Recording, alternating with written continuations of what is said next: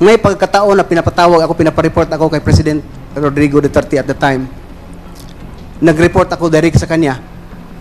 Sinabihan ko na siya kaagad, sir, bakit sinali na naman ako sa Malaysian drug trafficking? Diretso kayong nagre-report kay Presidente at saka kay Chief PNP de la Rosa, Your So Honor. yung Presidente pong pinag-uusapan po natin, si President Duterte, Your Honor. Parang sinasabi niyo po na yung order ni Chief PNP Bato to eliminate ay the same as saying patayin ang target? Matatanda ang ibinunyag ni Colonel Jovi Espenido, ang umano'y quota at reward system sa pulisya, noong giyera kontra droga. Si Espenido ang nanguna sa ilang high-profile drug war operations noong Administrasyong Duterte, at sinabi niyang, biggest crime group sa Pilipinas ang PNP. Partikular dito ang aniyay quota at reward system sa kontrobersyal na anti-drug campaign. Dahil dito, ay may buwelta si Senator Bato de la Rosa sa kasinungalingan umano ni Jovi Espenido.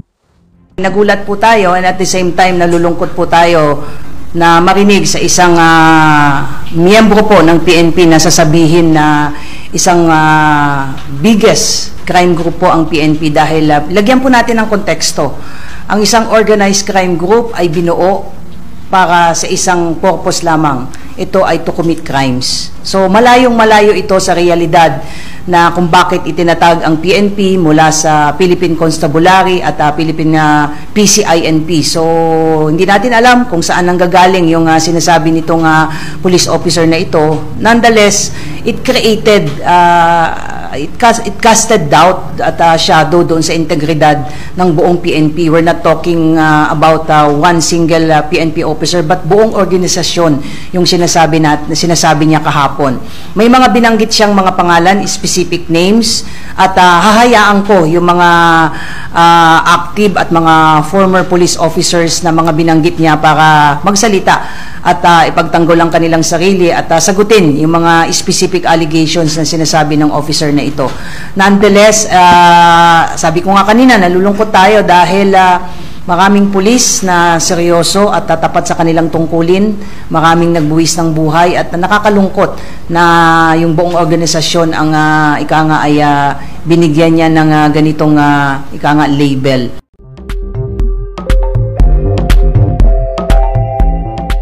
Sa ating po ngayong StreamYard, si Senador Bato de la Rosa sa isa pong napaka-importanting issue na kanya pong kinakailangan na tugunan at sagutin this morning. Senator, good morning po, sir. Good morning sa iyo, Ted, at DJ Chacha, sa ating mga taga-subaybay. Good morning po. Kamusta po yung tulog kagabi? Sarap naman ang tulog, Ted. Masarap naman. Okay, good for you, sir, kasi kahapon po kayo ang laman ng mga usap-usapan dahil kayo ang starring, isa sa mga starring dito po sa naging testimonya nito pong si Espenido. Na alam po naman ninyo ay sabi nga dito sa pahayagan poster boy ng campaign against drug ng nagdaang pong administrasyon, no? Si Police Colonel Jovi Espenido. Ito ho muna, inyo na hubang napakinggan na i-playback ang kanyang testimonya kahapon sa Quad Committee sa Kamara?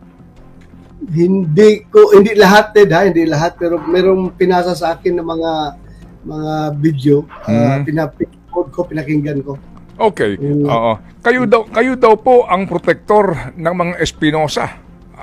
Bago po itong ilang pa mga issue at sinasabi niya na tinago nyo ito nung mahuli nga at sinasabi ho din niya kaya siya ipinatapon doon sa Osamis kasi nga mukhang may balak sa kanya na masama kasi nga po ang kanyang aligasyon kayo daw po ang protektor nitong si Kerwin Espinosa. Nako sir, nako Ted, itataya ko yung buong buhay ko pati pamilya ko kung totoo yung sinasabi niya.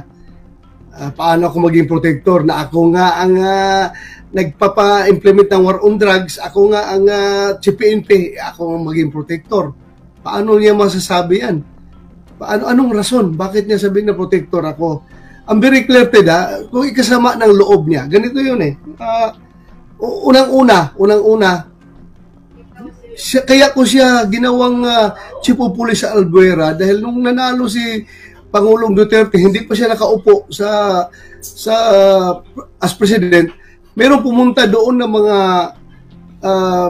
mga tao galing sa Albuera, kasama doon yung, hindi ko alam kung incumbent or former mayor de la Serna, pumunta kay President Duterte at humingi ng tulong na, sir, sana sir, ma-address mo yung problema sa droga namin sa Albuera. So, tinawag ako ni President Duterte, pinuntahan ko siya, at nandoon itong mga tao na ito, pinakausap sa akin. Sabi ni President Duterte, ikaw na bahala itong mga tao na ito, may problema sa Albuera. So, sabi ko, anong nyo? So, yun nga, droga. So, sir, sabi na, sir, meron kami sanang pakiusap sa inyo na kung pwede, itong tao gawin yung chief of police doon. Kasi lalaban talaga ito at matino ito na tao. Sabadista ito, sir. Matino. So, sabi ko, sino yan? Major ba yun? Captain pa si Espinido, no? O sige, ilagay natin. Kung pag-upo namin, i-assign ko yan doon. So, yun nga, tinawagan niya ng mayor, si Espinido, binigay ang cellphone sa akin. Sabi ko, Espinido, si Juan ito, si General Bato ito, gawin kitang chief of police sa Albuera para i-address mo yung problema sa droga doon, ha? Banggain mo yung Espinosa Drug Group at linisin mo yung Albuera sa droga. Sabi niya, yes sir. So, yun na, nangyari. Tapos, nung nandoon siya sa Albuera, maganda na ang performance niya.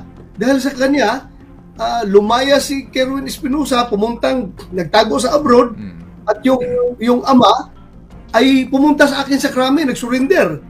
So yun, nag-surrender. Sabi ko, bumalik ka doon sa, harapin mo yung kaso mo, bumalik ka doon sa Albuera.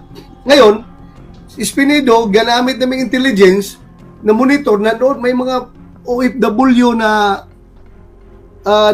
tumulong sa atin na malocate si Kerwin Espinosa sa Dubai. Nagdala ako ng tao doon para makipag-coordinate sa police doon sa Dubai na dadalhin si Kerwin dito pabalik. So pagbalik dito, alam nga naman, ang kinasama daw ng loob niya is hindi turn over sa kanya. I-turn over sa'yo na hindi mo man ito operation ng EIDG at CIDG na kunin siya doon sa abroad. So, automatic, dito siya sa krami, imbestigahan siya ng EIDG at saka ng CIDG. So, yun ang nangyari, sumama ang loob niya. At yun nga, if you can remember, nung isang hearing isa pa to sa kinasama ng loob niya, isang hearing ni Senator De Lima noon na napaiyak pa ako doon sa hearing dahil sinabi ni Kerwin Espinosa na pati daw si Espinido ay humihingi sa kanya ng pera. Yun, sinusuportahan doon niya. Kaya sabi ko, si Espinido na nga lang katiwalaan ko dyan sa pera. Tapos yung pala, tumatanggap rin pala ng pera. Kaya napaiyak ako doon sa hearing. Nasama ng loob ko. But ito, Teda, pagkatapos ng hearing ito, pinuntahan ko si Kerwin Espinosa doon sa AIDG headquarters. Kinaro ko talaga, totoo ba talaga yung sinabi mo kanina na sa hearing na si Espinido tumatanggap ng pera. Ang sabi naman ni Kerwin Espinosa, sir, pasensya na sir, nasabi ko lang yun dahil nasama ang loob ko dahil namatay yung tatay ko. If you can remember, yung tatay niya sa kulungan. Kulungan, namatay, ni-raid ng CIDG. So, ang sabi niya, nasabi ko lang yun sir, pero ang sa totoo lang siya, sa Espinido, hindi yan tumatanggap. Panyan siya, pag tinix ko yan siya, sir, may kailangan ka ba? Ay, suportahan kita, anong mga kailangan mo dyan? Madala kita ng pera. So, masagot na si Espinido ng mga Bible verses. Bible verses na sagot ni Espinido. So sabi ko, hindi pala talagang totoong tumatanggap si Espinido ng pera. So, yun, nagsimula na yung sama ng loob niya. Tapos ngayon, ito na, yung problema sa since successful siya dito sa pagbangga niya sa Albuera. Albuera. Ngayon, pumunta naman sa opisina ko ito si dating congressman Waminal, ngayon gobernador na ng Misamis Occidental, kasama yung mga mayor niya. If you can remember, isang mayor doon kasama niya, if I can remember, si David Navarro, yung mayor na na pinatay doon sa Cebu. May mayor Navarro na napatay doon sa Cebu. kasama niya, lahat silang, maraming mayor ng Miss O pumunta sa akin. Nakiusap, sir, baka pwede yung ginawa niyo sa Albuera na nalinis, baka pwedeng gawin rin to sa Kwan, sir, kasi grabe ng problema namin dito sa Miss O. Malakas talagang droga dito at yung ito nga, yung si Mayor Parrinog mismo ang drug lord. So sabi ko, sige, anong gusto nyo? Hindi ko na makuha yung specific na pag-usapan namin, ha, para kung sila ba nag-request na si Espinido dalhin doon sa ano yung city dyan, sa Osamis City. Osamis City, or ako sabi na, o sige, dalhin ko si Espinido dyan para masolve yung problema niyo, padala ko dyan. So tuwang-tuwa sila si Congressman Waminal, ngayon gobernador na. Pagdating ni Espinido doon, yun, nag-operate ang sa IDJ doon sa Kwan, siyang chief of police area, kasama siya sa operation. Yung problema sa droga doon at sumikat si Espinido doon ng gusto. So, isa pang kisinama ng loob niya nandoon siya. Wala na ako, retired ako as chief PNP noon, pumunta na ako sa Biocor.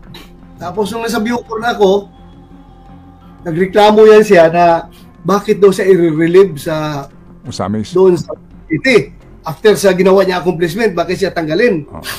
So, tinawagan ko si Chief PNP Oscar Albialde. Sabi ko, Bok, bakit nyo i-relieve si Espinido? Kasi tumawag sa akin, nagpatulong, bakit daw siya i-relieve na maganda naman performance niya doon.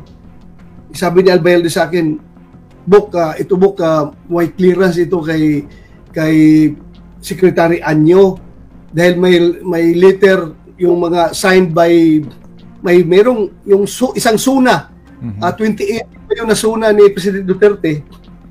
Pagkatapos ng suna, mayroon daw lumapit sa kanya na isang congressman doon sa Miss Oak, nagbigay ng letter, copy fornis daw siya, address to Secretary Anyo as DILG Secretary na kanila nireklamo si Espinido na dapat tanggalin daw doon dahil sobra na daw abuso. May mga, yun ang pagkasabi ni Albayalde sa akin, hindi mo sa akin na susulat. Sabi ni Albayalde, Bok, ang mga negosyante ng Osamis City, may mga nag-sign ng letter, petition against Espinido dahil nga umabuso na daw ito, para na daw mayor doon at kung ano-ano nang pinaggagawa, yung mga construction materials daw, mga pintura, mga ano pang materialis daw kinukuha doon sa kanilang mga tindahan at hindi nagbabayad. At may threat pa nga daw nga kung gusto ninyo, kung sinisigil nyo ako, baka gusto ninyo, may mangyari sa inyo. Yun lang sabi sa akin Albayalde noon. Sabi ko, siguro, kausapin mo yung mga business doon na kailangan natin si Espinido doon dahil kung baka mabubuhay uli yung Parrinog group kung mawala si Espinido doon. So in short, hindi natuloy yung pag-relieve sa kanya doon. Hindi natuloy pag-relieve sa kanya doon. Tapos ngayon, mayroon na naman siya binanggit na bakit daw siya sinama sa watchlist daw, merong derogatory report doon sa DI sa kanya, gano'n. Wala na ako doon dahil during my time, upo ko, wala akong alam na derogatory report laban sa kanya, kaya ko siya nilagay doon sa Albuera. So yun po ang istoryated na. Opo. So ngayon sir, may mga binabanggit pa siya, no? Ito'y laman po naman ng balita na yung instruction na although hindi ko naman narinig actual na sinasabing pagpapatayin mo yung mga drug suspect na yan, pero yun daw po mga wordings na ginagamit, kumbaga paglilinis o mga ganon, ay understood na kapag naandong ka sa listahan na sa drug watch list, dapat kang patayin. At the same time po daw, may reward na ibinibigay. Nabanggit nga din po daw yung pangalan po ni Senator Bongo. Opo, dito. So, doon po sa instruction daw po na pagpapatayin itong mga nasa listahan ng drug watch list na ito at maging yung sinasabing reward sa bawat papatay na suspect. Ako, Tedo, honest to God.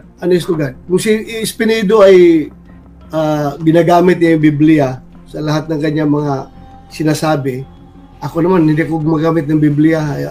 Ako lang, honest to God. Never ako nagbigay ng instruction sa kanya na patayin sinong dapat patayin, gano'n. Never ako nagbigay ng instruction. May very, very clear instructions to him. Pagpadala ko sa kanya sa Albuera at pagpadala ko sa kanya doon sa Osamis is very clear. Banggain mo, punta ka doon sa Albuera, banggain mo ang Espinosa Drug Syndicate at linisin mo yung Albuera sa droga. Wala akong specific instruction na patayin si ganito, gano'n. Of course, kung in the course of your implementation of your duty, na-treat yung buhay mo, lumalaban yung kalaban, by all means, you have to defend yourself, protektahan mo sarili mo. Hindi ko na kailangan sa kanya yan dahil pulisya eh. Pero yung assumption niya na pag sinabi ko na tapusin mo yung problema sa droga doon, assumption lang niya na kasama ang pagpatay, ay assumption niya yun. But never ako nagbigay ng instruction na patayin mo ito, kung sinong nasa listan, patayin mo ito, meron kang reward.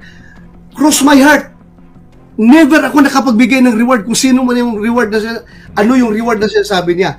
Wala akong reward na binibigay. Kung may accomplishment ka, then I will promote you. O kaya nga, na-promote siya from major, naging colonel yan, dahil magandang performance niya eh. Pero never ako nagbigay ng reward. Wala akong pera na pang-reward na yan. Ang pera natin isa sa intelligence fund na ginagamit para sa intelligence operations. Wala akong binibigay na reward sa kanila. Sige siguro po. Kung Go ahead. Siguro ano po? Kung nasa listahan yan, listahan ng most wanted na approved ng DILG na most wanted, may kaukulang reward dyan doon nakalagay, may reward.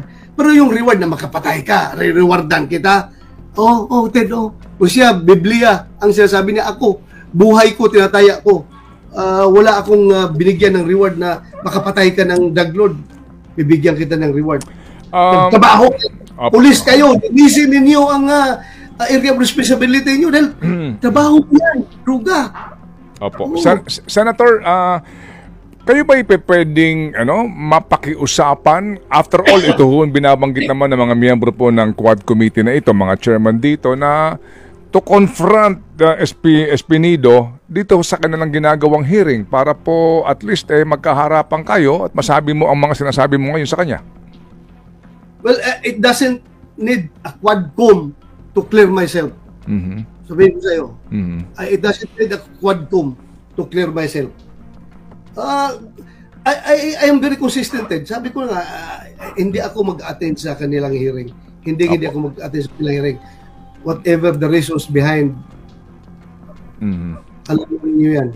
Alam na yung ayaw ko mag-attend dyan sa kanilang Quadcom.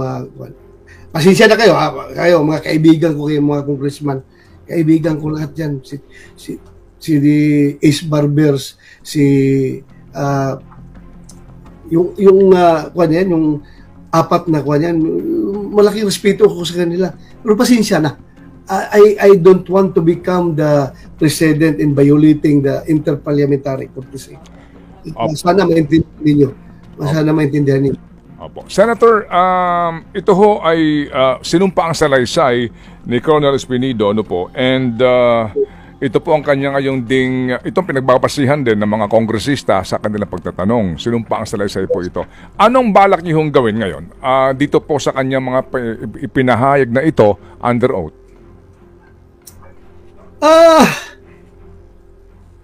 Pag-aralan pa namin yan. Hindi man ako mag-file kagad ng kaso. I can clear myself. God knows what I am doing. Hindi na kailangan magpapile-file ng kaso kung ano-ano dyan. Pag-aralan ko lang din, titingnan ko. I'm honest. Wala akong binigay na instruction sa kanya na pumatay ka ng pumatay. Dapat ang succeeding question doon sa tanong sa kanya, after nung assumption mo, if you assume na may order na gano'n na patayin, kasi sabi niya, kasama daw ang pagpatay doon sa assumption niya, ina-assume niya meron ka bang pinatay dahil doon sa assumption mo na yon? So kung may pinatay ka, may problema ka.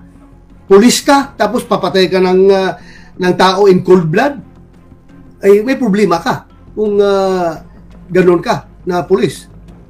Basta ako, as commander, gusto lang ipitin, as the Chief PNP, kasi gusto lang ikunik kay President Duterte, itong lahat ng problema, I am open. Wow. Wala ako tinatago. Ever since day one of my becoming the Chief PNP, transparent po ako. Kahit sinong media dyan magtanong sa akin, sinasagot ko. Wala akong tinatago. Opo. Senator Sir, ano ho bang naisip yung dahilan dito po sa paglantad ngayon ni Colonel Espinido? May mga tao na nag-recruit sa kanila, na gumawa ng mga statement na ganito, mag-affidavit ng ganito, ganon. Alam naman natin yan. Hindi malalantad yan kung walang mag-recruit yan, walang mag-imbita sa kanya. Hindi ba pupunta dyan? At saka, ito lang rin ang nahalata ko na yung kanyang affidavit ay tila talaga may concerted effort, no, na talagang ikunik lahat ng dots. Dahil ako, Espinido, kahit na magharapan tayo, during 2016, nung ilagay kita dyan, never pa, hindi pa sikat yung pangalan ng Pugo. Wala pang Pugo noon, hindi pa sikat yan. Ngayon lang yan pumutok yung Pugo-Pugo na yan, itong lately lang. At bakit nasa affidavit, hindi ko alam kung nasa affidavit, basta bakit nabanggit doon na pilit kinukunik na yun daw mga reward money na binibigay daw sa pag may napatay, Pugo money daw. Dahil gusto talaga lang ikunik yung Pugo, problema ng Pugo, problema ng drugs, problema ng EJK, parang concerted effort to pin down President Duterte. Wala mong Pugo nung punahon na yun. Bakit mo idadamay ang Pugo dyan sa, kung mayroong mag-reward kayo na binibigay sa inyo? Wala! At saka ako, honest to God, never ako nagbigay ng reward money. Kung meron kayo, please.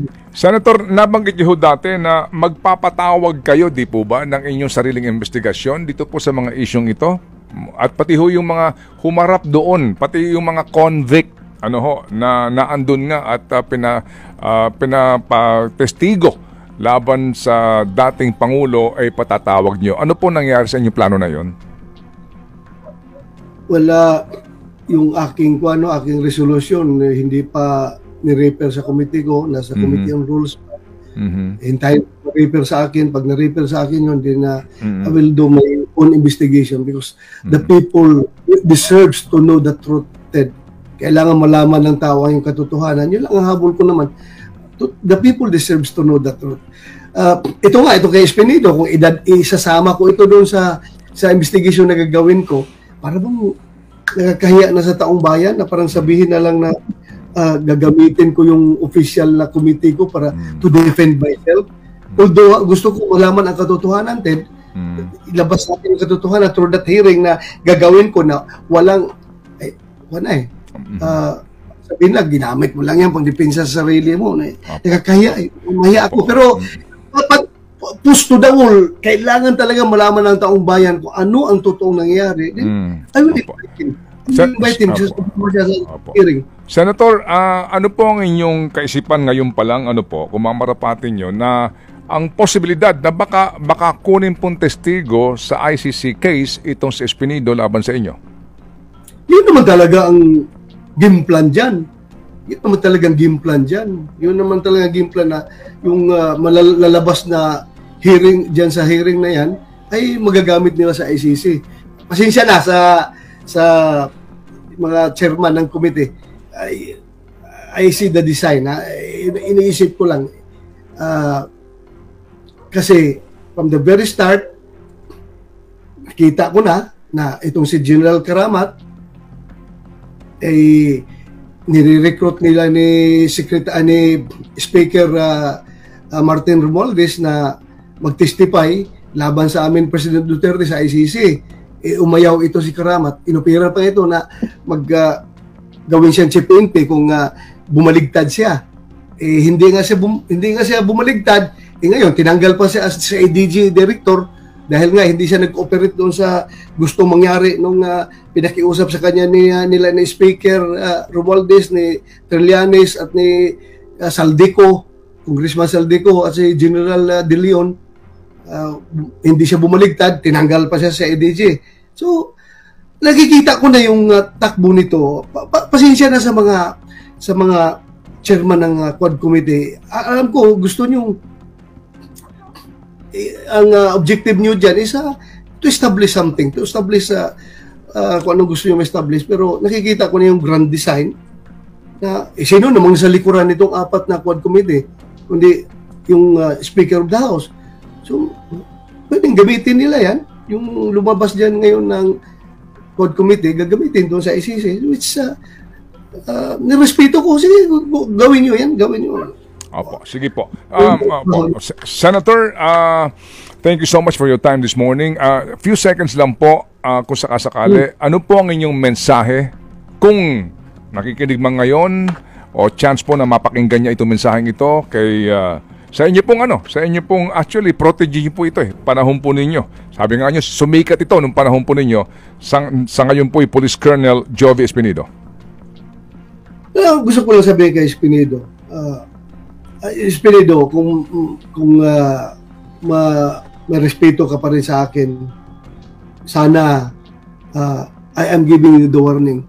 Kung nagkaka-develop ka na ng narcissistic syndrome na baka akala mo sa lahat ng pulis ikaw lang ang magaling, ikaw lang ang matino, lahat ay masama na, sindikato na, at sinasabi mo na ang PNP ay the biggest syndicate. Well, it breaks my heart. It breaks my heart. At saka sa lahat ng pulis na nagpakamatay in the name of the service of the Filipino people, na namatay sa operation, lahat ng pulis ngayon naghihirap sa kanilang trabaho, you're very unfair. You're very unfair. Baka lumaki na yung ulo mo na porque sumikat ka, gusto mo ikaw lang palaging sikat, ang lahat ng pulis masama na. I'm giving you this advice na please, magmuni-muni ka rin. Wag kang magkaka-develop dapat na narcissistic attitude, narcissistic syndrome. Masama yan. Hindi maganda para sa iyo yan, personally. Masisira ka rin dyan. Yun lang advice ko sa kanya. Please, wag mong idama yung buong PNP. Kung meron kang galit sa PNP leadership, o kung sino mang galit ka, dahil nga, yung mga reklamo against sa'yo, kung galit ka, i-direct mo lang yung galit doon sa kanila. Huwag mong buuhin lahat mo yung PNP na pinakamalaking sindikato. That's unfair, that's uncalled for, that's very... my heart bleeds for everybody na nadamay doon sa statement na yan. Okay, sige po. Senator Bato, salamat na marami sa inyo pong panahon para po naman bigyan po ng pagkakataon ng inyong panig na mapakinggan po ng bayan sa isyong ito. Salamat, sir. Salamat din for this opportunity. From the bottom of my heart, thank you for accommodating me at binigyan mo ko ng chance na makapag-explain. Thank you, Ted. Thank you. Salamat po na marami. Para sa iba pang karagdagang mga balita at impormasyon, ay huwag po nating kalimutang mag-like, share at comment sa video na ito, at huwag po rin nating kalimutang mag-subscribe to continue supporting us. Maraming salamat po sa inyong panonood, at naway tangkilikin po ninyo ang aming YouTube channel.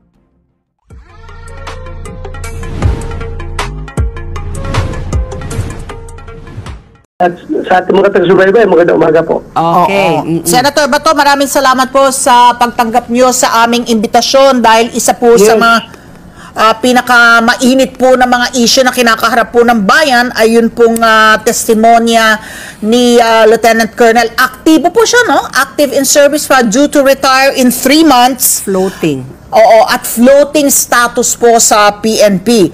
Ang laman po ng front pages ng ating mga pahayagan po ngayon ay yung kanyang particular, umpisahan po natin dun sa kanyang statement na ang PNP daw, base sa kanyang karanasan, personal na karanasan, ang biggest crime group. So ang pag-react naman po ng mga kasalukuyang administrasyon, hindi naman sila sigurado kung ang pinatutungkulan ay ang kasalukuyang Marcos administration o yung pong dating administrasyong Duterte. Hingan lamang namin kayo ng reaksyon dito sa pahayag po ni Lieutenant Colonel Jovi Espinido. PNP, biggest crime group. Senator Bato.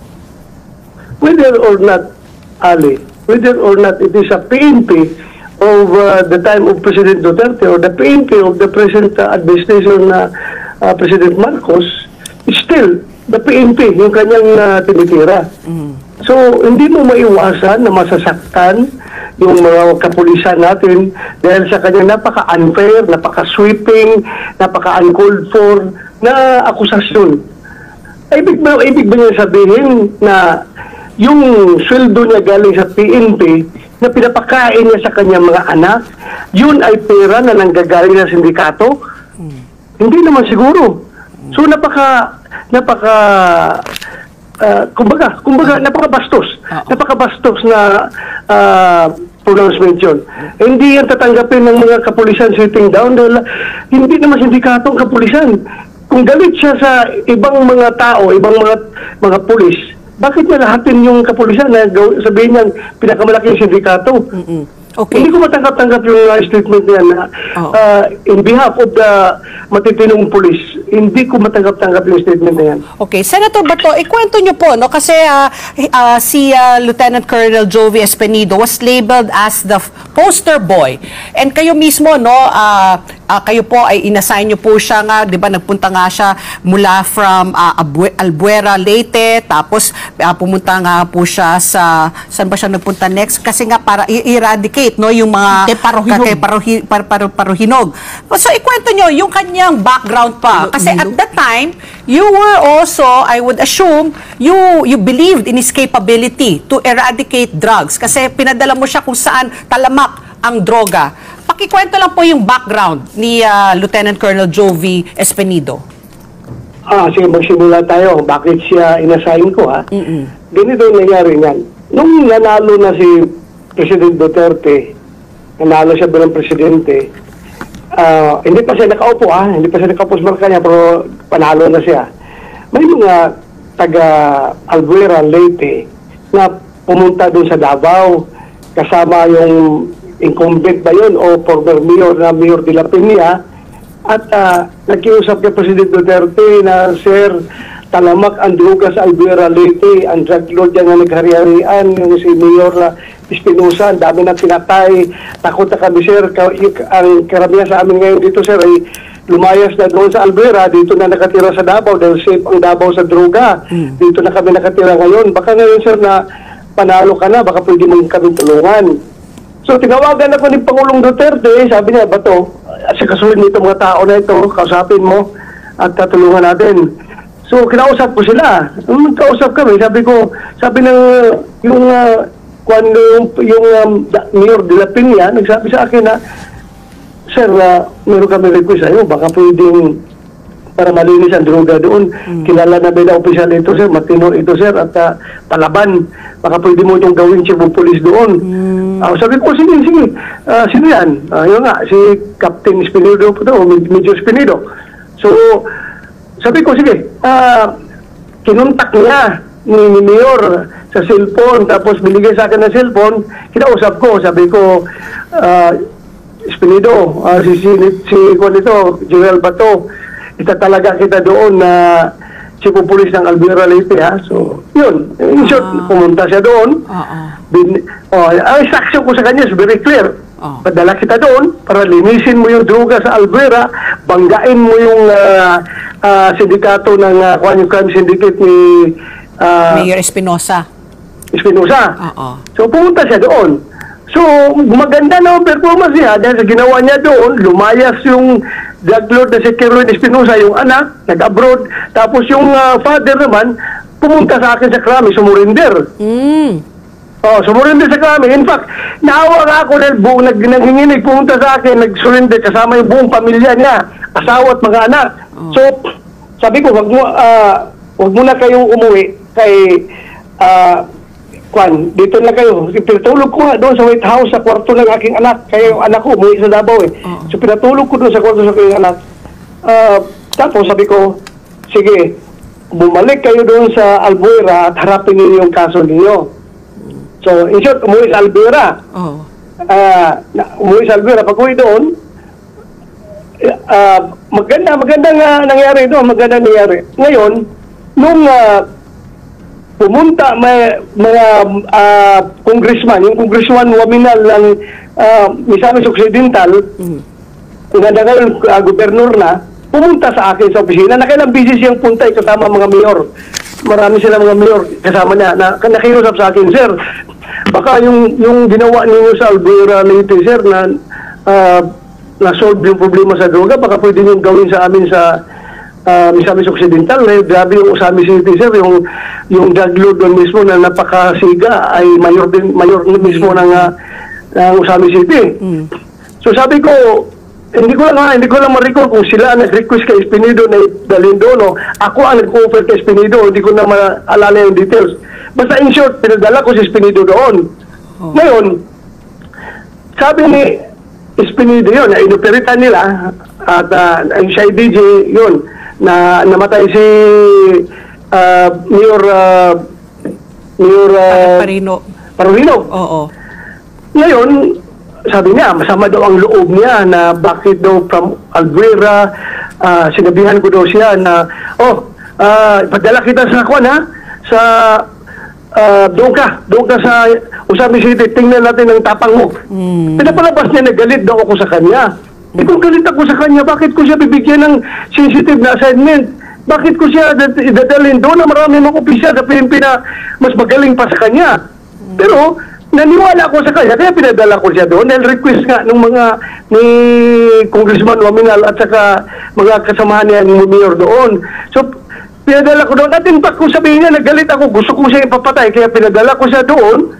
Malaking kasinungalingan yan dahil ako mismo, tinanong ko siya, Jobe, anong mga kailangan mo para labanan mo yung mas kung mabigat yung Espinosa, mas mabigat itong yung organized crime group ng ni Parolino, noon pa yan. Kuratong baliling, matibay yan. Sabi nga, sir, wala kaming kuhan, sir. Kulang ng mga yung firearms yung mga pulis doon, sir.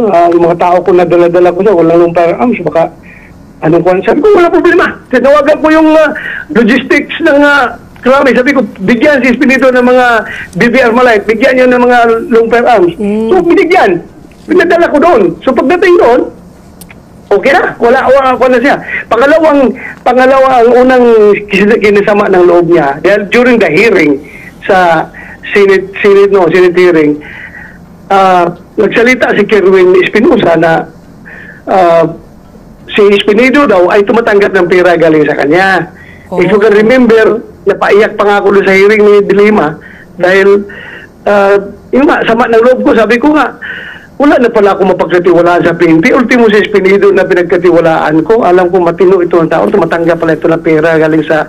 Tumatanggap pala ito na drug money. Kaya masamang loob ko. Pero kinagabihan, pag uwi ko sa Krami, pinuntahan ko si Kevin Espinosa sa kanyang kulungan sa AITG. Sabi ko, tinanong ko, Kevin, totoo ba talaga yung sinabi mo kanina na tumatanggap ng pera sa iyo si Espinido? Sabi ni Kevin sa akin, sir, pasensya na sir, masama lang kasi ang loob ko sir dahil napatay yung tatay ko sa loob ng kulungan sa Leyte. Kaya nasabi ko yun, pero actually hindi tumatanggap ng pera yan si Espinido sir. Pag tinitext ko yan sir, tinatanong ko kung kailangan niya ng pera dahil gusto ko siya padala ng pera. Natanong ko kung may kailangan siya ng pera, sagot sa akin Espinido sir, puro Bible verses.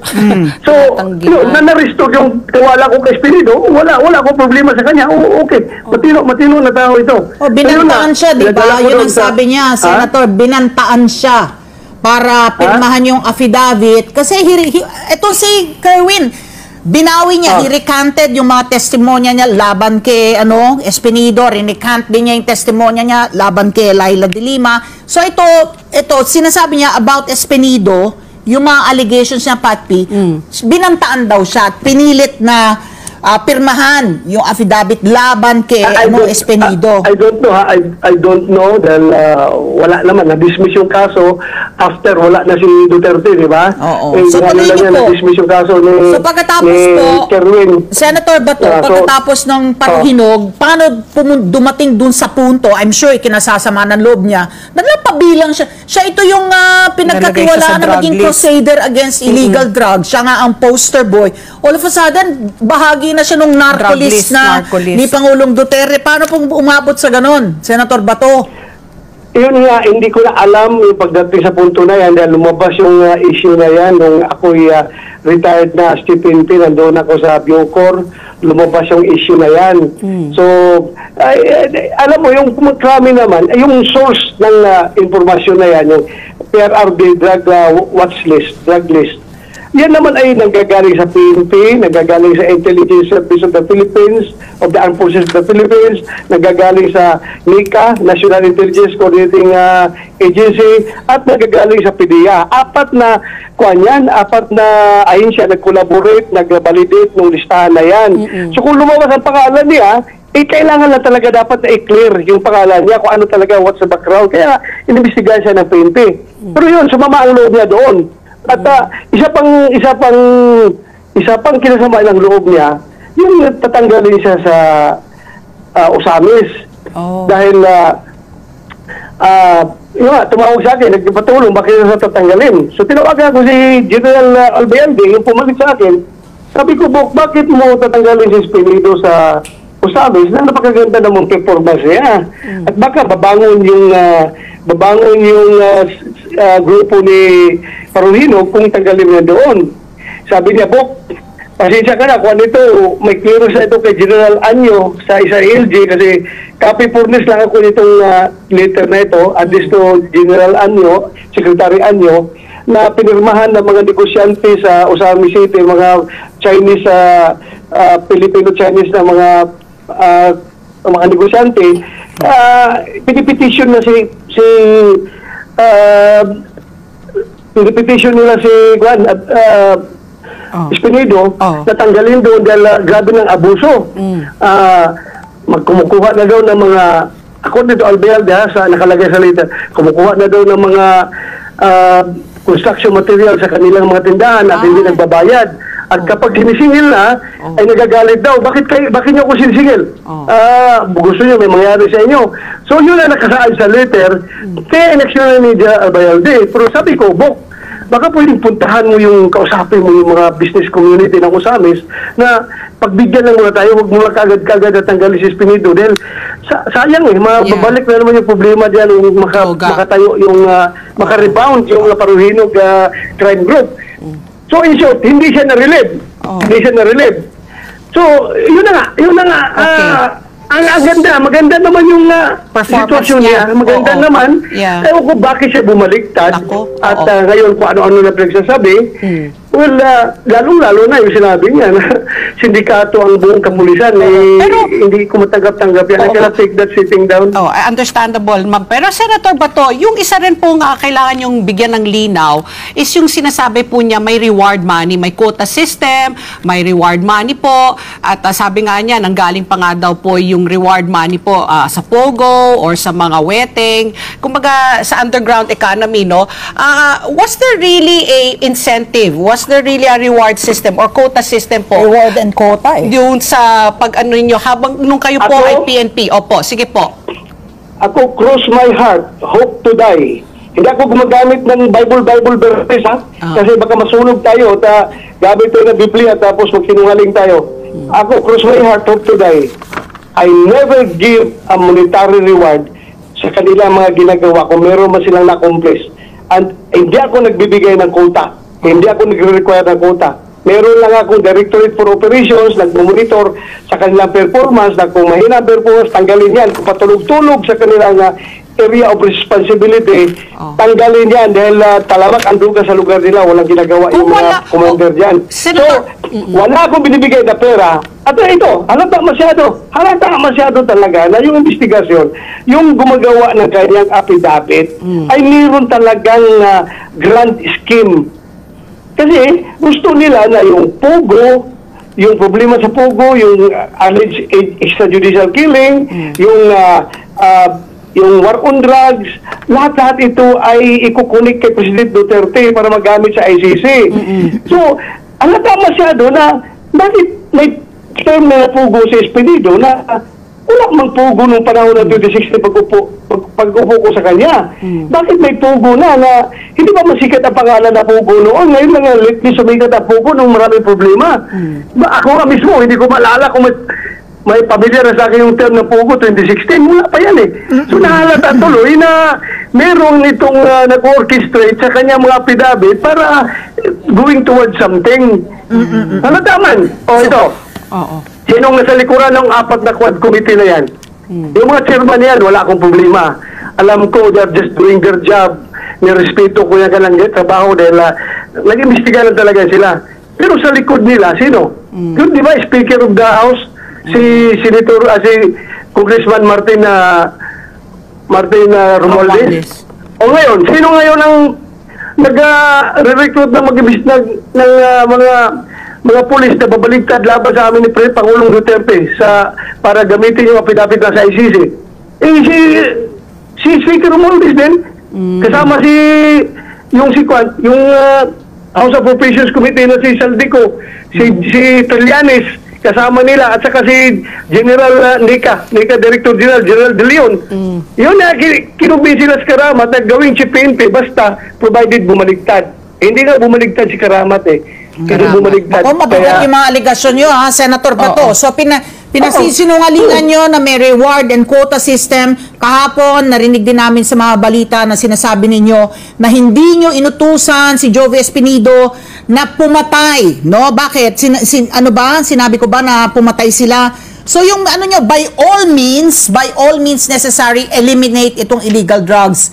So, alam mo, itong tanong ko, Senator Bato, ang ibig niyong sabihin, sa libo-libong pinatay, sabi sa official data, 6,200 plus.